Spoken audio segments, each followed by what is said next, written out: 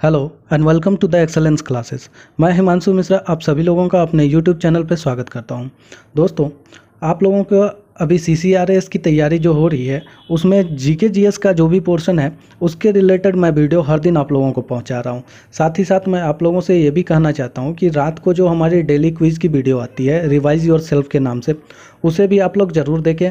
और जितने भी SSC के प्रीवियस ईयर के जो वो आपके क्वेश्चन दिए गए हैं उसके वीडियो को भी आप लोग ज़रूर देखें, ठीक है।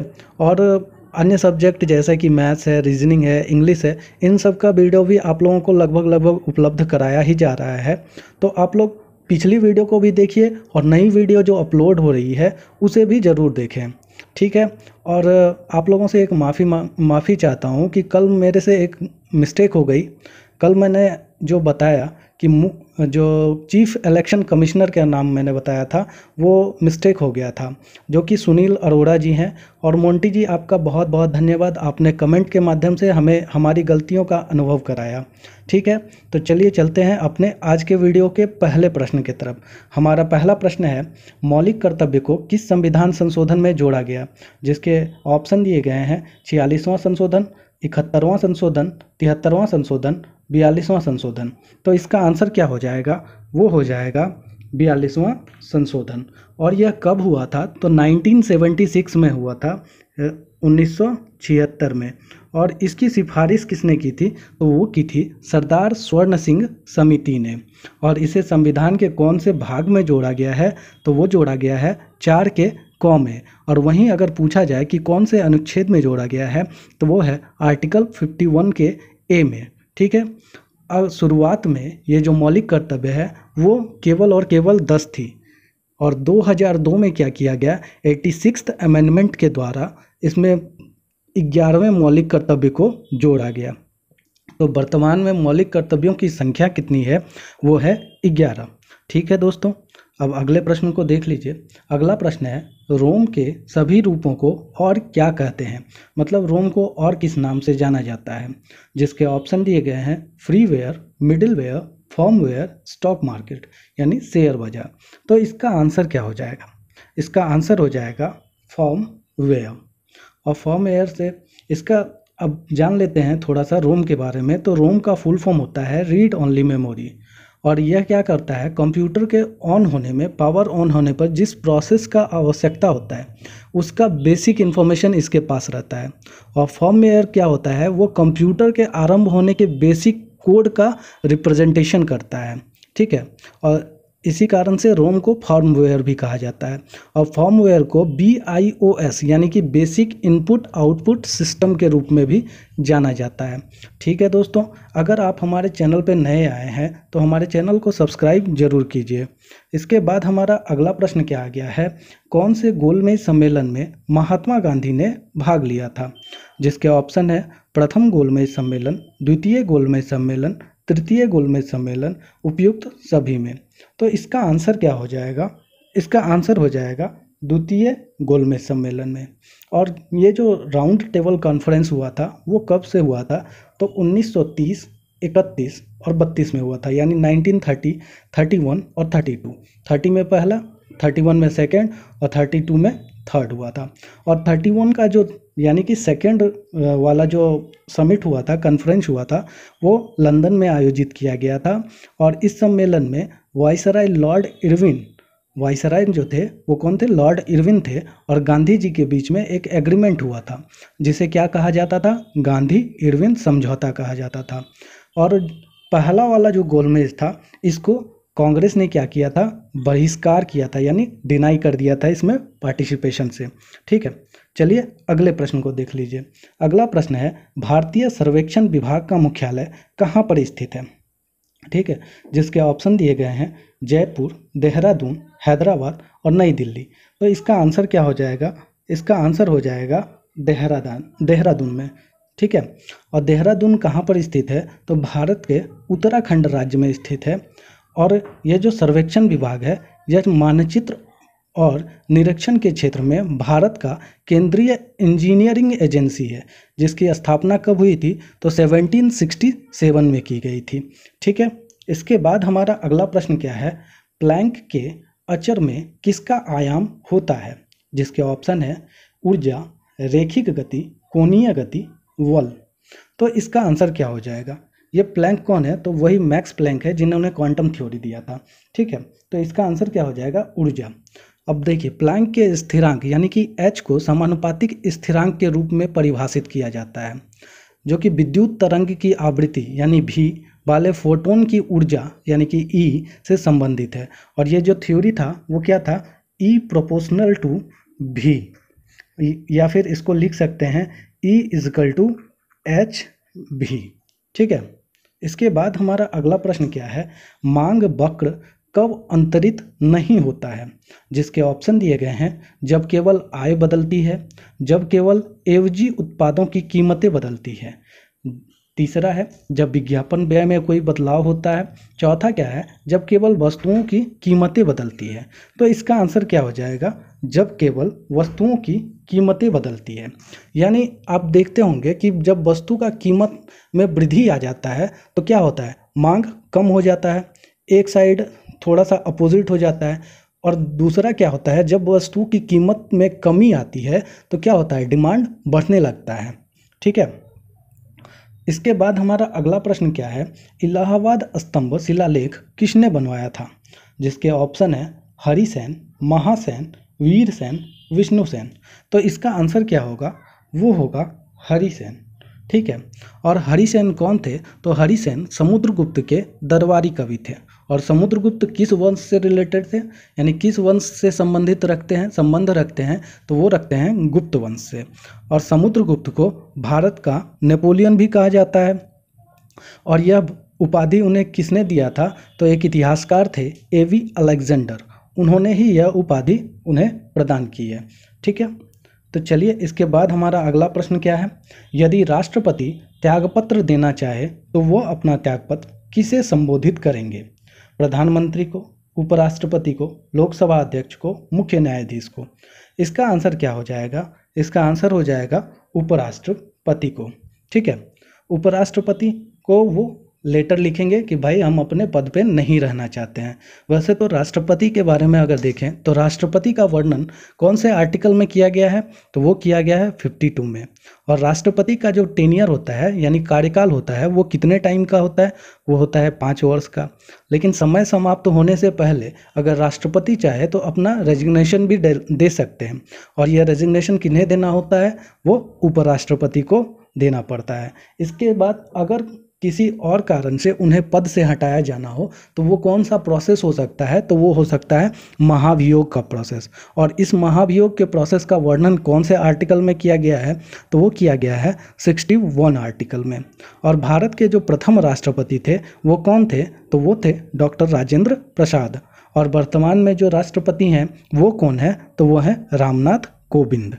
ठीक है दोस्तों, अगर आपको ये जानकारियाँ अच्छी लग रही हो तो आप हमारे चैनल पे और आप हमारे चैनल पे नए हो तो हमारे चैनल को सब्सक्राइब जरूर करें। ठीक है, चलिए अगला प्रश्न आ गया है, अमीनो एसिड की आवश्यकता किसके संश्लेषण के लिए होती है? जिसके ऑप्शन है अल्कलॉइड, लिपिड, प्रोटीन, कार्बोहाइड्रेट। तो इसका आंसर क्या हो जाएगा? इसका आंसर हो जाएगा प्रोटीन। शरीर में प्रोटीन का निर्माण करने के वाले संश्लेषण और नाइट्रोजन युक्त अन्य महत्वपूर्ण यौगिकों के निर्माण के लिए अमीनो अम्ल की आवश्यकता पड़ती है। और हमारे शरीर में अमीनो अम्ल कुल कितने होते हैं? तो वो होते हैं 20। ठीक है, अब हमारा अगला प्रश्न है, मिश्रित अर्थव्यवस्था का क्या अभिप्राय है? जिसके ऑप्शन है अर्थव्यवस्था में कृषि और उद्योग दोनों को बढ़ावा देना, सरकारी एवं निजी क्षेत्रों का सह अस्तित्व, अमीर एवं गरीब का सह अस्तित्व, छोटे एवं बड़े उद्योग का सह अस्तित्व। तो इसका आंसर क्या हो जाएगा? इसका आंसर हो जाएगा सरकारी एवं निजी क्षेत्रों का सह अस्तित्व। यानी मिक्स्ड इकोनॉमी किसे कहा जाता है? तो वैसी इकोनॉमी जहाँ पे सरकारी और निजी क्षेत्र दोनों का एग्जिस्टेंस रहता है। और इसका सबसे अच्छा एग्जाम्पल कहाँ देखने को मिलता है? तो अपने देश इंडिया में देखने को मिलता है।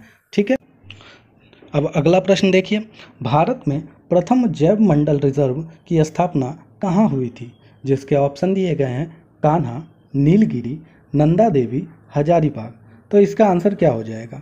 इसका आंसर हो जाएगा नीलगिरी। ठीक है। और इसका स्थापना कब हुआ था, तो वो हुआ था 1986 में, ठीक है। और यह जो नीलगिरी का क्षेत्र है यह किन किन राज्यों को में फैला हुआ है, तो वो फैला हुआ है तमिलनाडु, कर्नाटक, केरल। यानी ये जो नीलगिरी जैव मंडल है वो इन तीनों राज्यों में फैला हुआ है, ठीक है।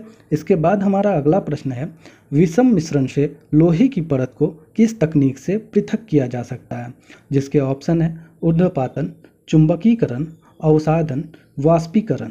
तो देखिए इसका आंसर क्या हो जाएगा, अगर आप लोग थोड़ा सा दिमाग लगाएं तो आपको समझ में आ जाएगा कि वो हो सकता है चुंबकीकरण। क्योंकि देखिए जहाँ जो भी दो मिक्सचर है उसमें से एक ऐसा मिक्सचर है जो कि मैग्नेट से अट्रैक्ट हो रहा है, तो उसको अगर अलग करना हो तो उसके लिए मैग्नेट का यूज़ करके आप उसको अलग कर सकते हैं। जैसे अगर रेत में से लोहे के कण को निकालना हो तो क्या यूज़ कर सकते हैं, हम लोग मैग्नेट यूज़ कर सकते हैं। और मैग्नेट के थ्रू क्या करेगा, वो जो आयरन पार्टिकल होगा वो उसको अट्रैक्ट कर लेगा और सैंड अलग हो जाएगा और आयरन पार्टिकल्स अलग हो जाएगा। वहीं अगर ऊर्ध्वपातन की बात करें तो ऊर्ध्वपातन क्या होता है, जब कोई सॉलिड सीधा क्या हो जाता है, गैस में बदल जाता है, यानी वेपर में बदल जाता है, तो उसको क्या बोला जाता है, ऊर्ध्वपातन कहा जाता है। और ऐसा किस में देखने को मिलता है, तो वो देखने को मिलता है कपूर में, ठीक है। अवसादन किसको बोला जाता है, जब देखिए आप लोग जब मट्टी मिला हुआ पानी को देखते होंगे ना, तो उसको क्या करते हैं, मट्टी वाली पानी को जब किसी गिलास में थोड़ी देर के लिए छोड़ दिया जाता है तो मट्टी जो है वो एकदम नीचे वाले आधार पर जाके जमा हो जाता है और पानी ऊपर रह जाता है। तो ऐसे प्रोसेस को क्या कहा जाता है, अवसादन कहा जाता है। और वाष्पीकरण किसको बोला जाता है, जब लिक्विड से गैस में कन्वर्ट हो जाता है तो उसको वाष्पीकरण कहा जाता है, ठीक है दोस्तों। अब अगले प्रश्न को देख लीजिए, डॉक्टर पी रामाराव समिति निम्नलिखित में से किससे संबंधित है, जिसके ऑप्शन है कर, रक्षा, उद्योग, कृषि।